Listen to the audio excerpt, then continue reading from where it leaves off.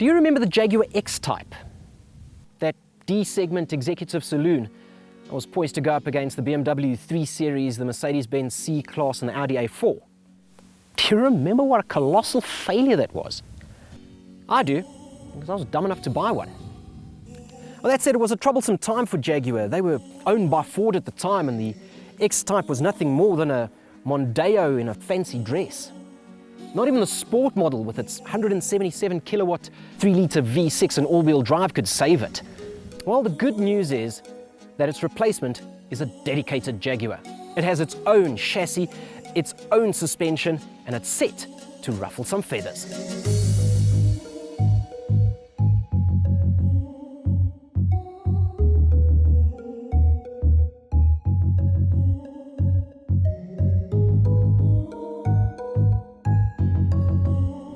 Now, where the X-Type was unmistakably Jaguar in its execution, the XE is a little more subtle, subdued, conservative in fact. Sure, you've got a nice big open grille here with the Growler emblem, and on the R Sport model that we have here, the air dams have those chrome bars in them. And despite the J-Blade daytime running light effect to the headlight, it looks like they were lifted off of an E90 BMW.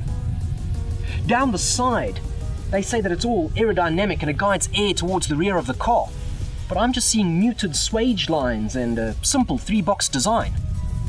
Sure, the rear overhang is nice and short and that looks kind of sporty, but the taillights, despite their F-type styling cues, look like they've been lifted off of a Subaru. Now don't get me wrong, I'm not saying it's an ugly vehicle, it certainly isn't. There's just nothing wow, it's nothing that grabs you.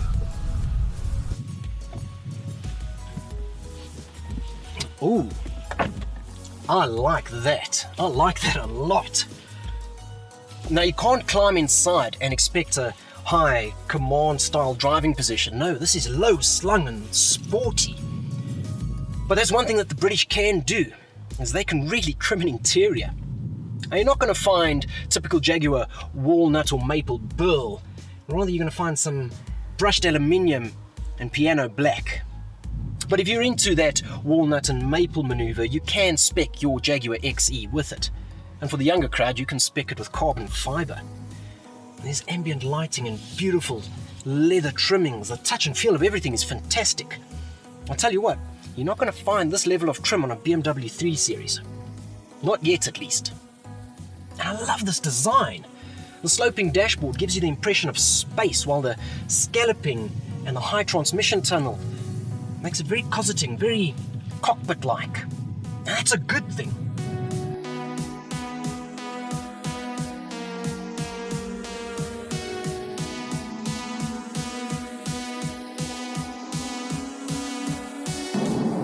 Now, appearances are one thing, but cars in this segment are known for being quite dynamic.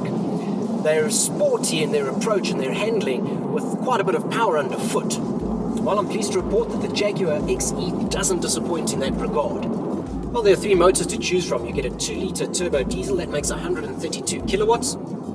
You get the 2-litre turbo petrol, the one we're driving here. That one makes 177 kilowatts. Then the range topper is the 3-litre supercharged V6. That one makes 250 kilowatts.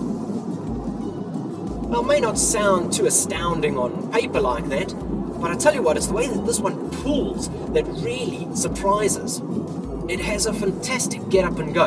And then there's the handling. The handling is absolutely superb. You switch it over into sport mode and put the chassis in dynamic, and it becomes a pleasant car to drive hard and on the limit. Loads of front end grip with a well-weighted steering. You know, you can get the tail a little alive as well if you get a little courageous. But nothing that an experienced hand won't be able to manage.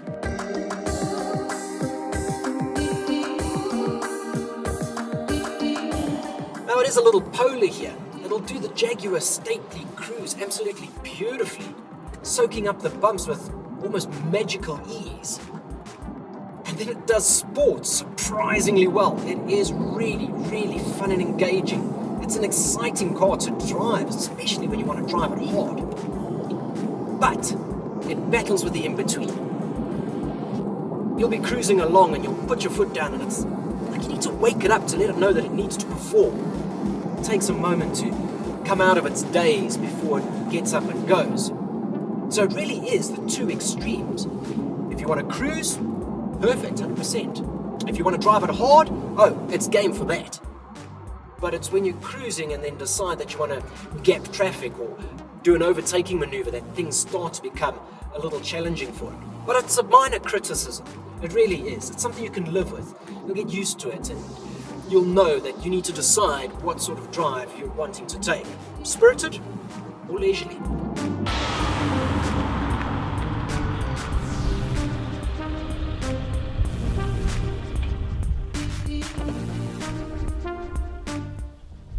Now, its sleepy nature aside, there's another downside to the XE, and that's its price.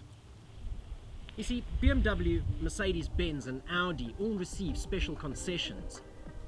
They pay reduced import duties and taxes. That's because they export locally produced models. But Jaguar doesn't. And Jaguars are bought in pounds. And that means that every time old Jacob jiggles his cabinet, the price of Jaguars skyrocket. This is as cheap as they can offer it to you. And the XE25T R Sport is going to cost you just over 700,000 Rand. It makes it close to 100,000 Rand more expensive than any one of its equivalent German counterparts. But for the individuality, drive and feel-good factor that the XE gives you, I'd spend that little bit extra. And I'd recommend that you do too.